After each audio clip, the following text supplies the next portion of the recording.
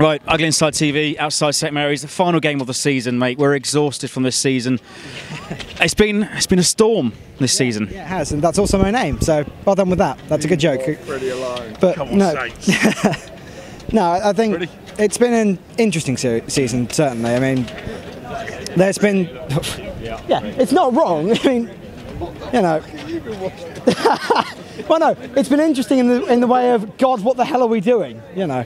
But no, I think the start of the season, honestly, under Pellegrini, the start of the season seemed positive. It seemed to be a far cry from Puel the year before, and then it all started going downhill. And I don't think Pellegrino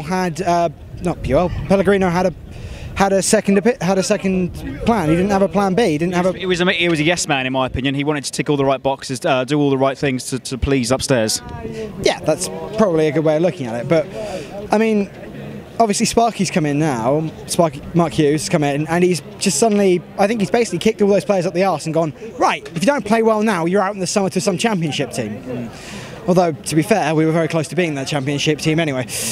But no, I mean, and it's been a lot more positive since Mark Hughes has come in. It's been a lot more attacking, a lot more, well, goals for a start. Yeah, 100%. And let's get back to the matters on the pitch today, though. Manchester City take the win in the end. In the 90th minute, Jesus with a lob goal over McCarthy, but credit to him, he was brilliant against Alex McCarthy. Oh God, yeah. McCarthy has been one of the standout players all season since he came in about Christmas time, was it? Yeah. Yeah, he's been an absolute standout player, and he has not let anybody down. He is, compared to Forster at the start of the season, McCarthy has been absolutely fantastic. And I mean, I don't want to be mean to Forster, but he's never quite recaptured that same glow that he had in his first season. After that injury, he's just never quite got there again. Because the first season with us, Forster was, what, 20 games unbeaten or something, wasn't it? So he had a ridiculous run of clean sheets. Yeah. And then he had 10 games unbeaten.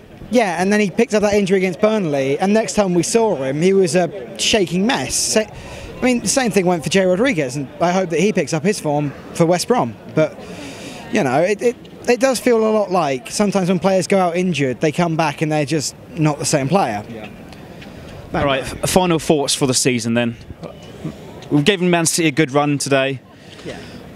You've mentioned a few things already. It's been a shambolic season, let's say, exhausting season. But anything positive or negative to address for this season, mate?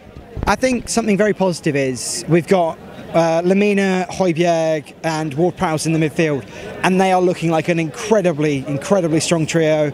Romeo as well can step in when one of them's injured.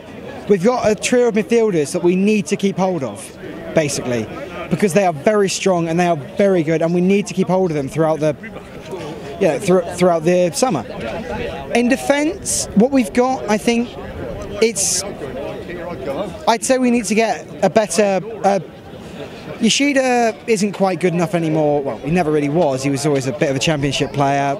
Bednarak will get better. Same with Hoyt and Stevens. But what we need now is we need an experienced, strong player who can just sort of step into the defence and just basically marshal it and make it so that defence does exactly what it's meant to do. Because, yeah, leadership. Like we had with Van Dijk before he threw his toys out the pram.